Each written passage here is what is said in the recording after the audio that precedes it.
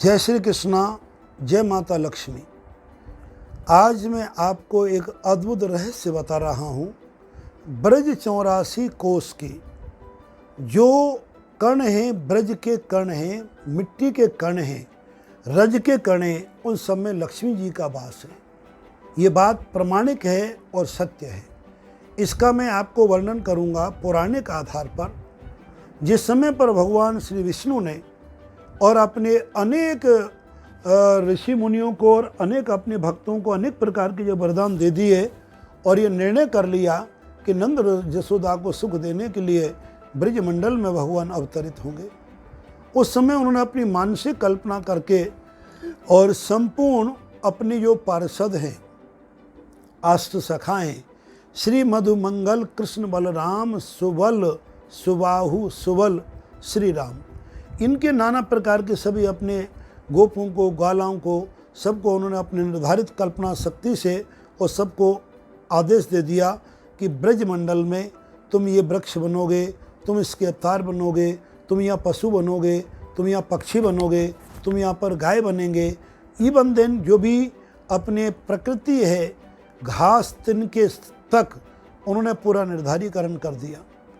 और गिरिराजी का अपनी स्वयं की कल्पना से गिरिराजी का भी उन्होंने अवतार धारण करने का निर्णय कर लिया कि मैं 2 रूप में अवतार लूँगा, एक कृष्ण अवतार में और एक दूसरा गिरिराजी के अवतार में। तो ऐसा जब कर लिया, लक्ष्मी जी उनकी बड़े धीरे धीरे पैरों को सहलाई जा रही थी।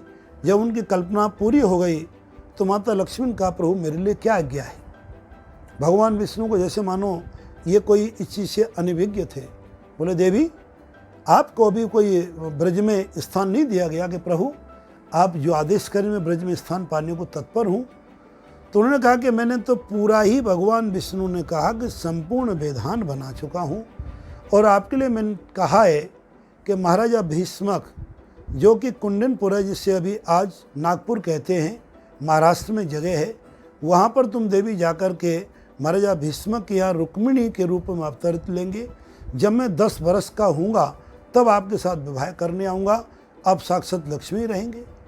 लक्ष्मी जी ने कहा, प्रभु आपके आदेश की पालना तो होगी कि जहाँ आपने मुझे आदेश दिया है, मैं विदर्भ देश, उस समय उसका नाम विदर्भ था, विदर्भ नरेश, और वहाँ जाकर के महाराजा कुंडन के मैं पुत्री बनने को तो स्वीकार करती हूँ, क्योंकि उन्होंने तपस्या की है और मैंने उनके घर में पुत्री के रूप में अवतार लेने का वचन भी दे दिया है, ये भी प्रमाणिक है। लेकिन मैं आपके बिना 10 वर्ष तो क्या 10 पल भी नहीं रह सकती, एक पल भी नहीं रह सकती, एक क्षण भी नहीं रह सकती, मुझे भी ब्रज में स्थान दो। भगवान विष्णु मुस्कुराए कि देवी आपने मुझे सावधान तो किया, स्मरण तो दिलाया, लेकिन थोड़ा देरी से दिलाया। लक्ष्मी जी ने कहा, भगवान आपके विधान में कोई तो जगह बची होगी कि देवी कोई भी जगह नहीं बची, न वनस्पति, न यमुना, न गिरिराज, ना गऊ, ना ग्वाल, ना प्रकार के पशु पक्षी कलरव वाले, सब तो मैं नियुक्त कर चुका हूँ, कोई जगह खाली ही नहीं है। लक्ष्मी जी मुस्कुरा के बोली कि भगवान हर स्त्री को अपने पति के चरणों में स्थान पाने का पूर्ण अधिकार है। आपने अभी तक ब्रज के कणों का कोई निर्णय किया है कि ब्रज के कण कौन होंगे? भगवान विष्णु लक्ष्मी जी के चतुराई से मुस्कुराए और कहा, देवी इसके बारे में कुछ नहीं सोचा, तो प्रभु मुझे आज्ञा दे, मैं ब्रज के कण बनूंगी। इस बात का प्रमाणिकता भागवत के 10वें स्कंद रास पंचाध्याय के अंतर्गत जो गोपियों के गीत है, उन गोपी गीत के पहले श्लोक में प्रमाणिकता होती है। जयति तेधिकम जन्मना ब्रजा श्रेयति इंदिरा शाश्वतत्र ही। लक्ष्मी जी अवतरित हो गई और ये निर्णय कर लिया कि मैं ब्रज के कण में बनूंगी, अवतार लूंगी। इस अवतार को पाकर के भगवान विष्णु मुस्कुराए। उन्होंने लक्ष्मी जी को वचन दिया, हे देवी तुम ब्रज मंडल में ब्रज की कण, ब्रज की रेती बन रही हो, तो मैं भी प्रतिज्ञा करता हूँ ब्रज में कभी जूते नहीं पहनूंगा।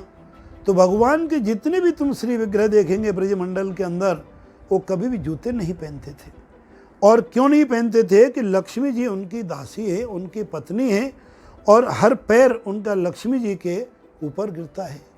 इसी संदर्भ की पूर्ति के लिए, क्योंकि लक्ष्मी जी का भोजन केवल मात्र और केवल मात्र दुग्ध होता है, तो हमारे गिरिराज जी में, हमारे पूरे ब्रजमंडल में दूध की बहुमार होती है। गिरिराज जी में दूध चढ़ाएंगे, यमुना जी में दूध चढ़ाएंगे और दूध की धार लगाएंगे, दूध की परिक्रमा लगाएंगे, दूध में खीर का भंडारा करेंगे, तो दूध के कण हमारी पृथ्वी पर जब जाएंगे वो कणों में मिलेंगे और कणों में बैठ कर के लक्ष्मी जी उस दुग्ध का पान करती हैं और वो दुग्ध पान करके वरदान देती हैं, आशीर्वाद देती हैं कि हे भक्त, जिसने मुझे ब्रजमंडल में आके दूध पिलाया, मैं उसके घर पर हमेशा डेरा डाल के रहूँगी, अर्थात लक्ष्मी का वास तुम्हारे घर में प्राप्त हो जाता है।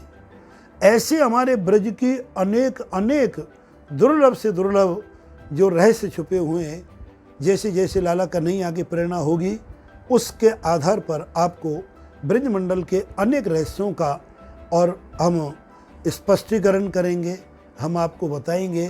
तो हम ब्रज की भूमि को प्रणाम करते हैं, ब्रज की रज में माता लक्ष्मी को प्रणाम करते हैं और माँ लक्ष्मी से ये प्रार्थना करते हैं कि तुम सभी के घर में लक्ष्मी की कृपा हो, लक्ष्मी का वरदान आप सभी को प्राप्त हो और आप सभी को ब्रजमंडल में जानने का सौभाग्य मिले। तो उस ब्रज रज को अपने जरूर मस्तिष्क में लगाना।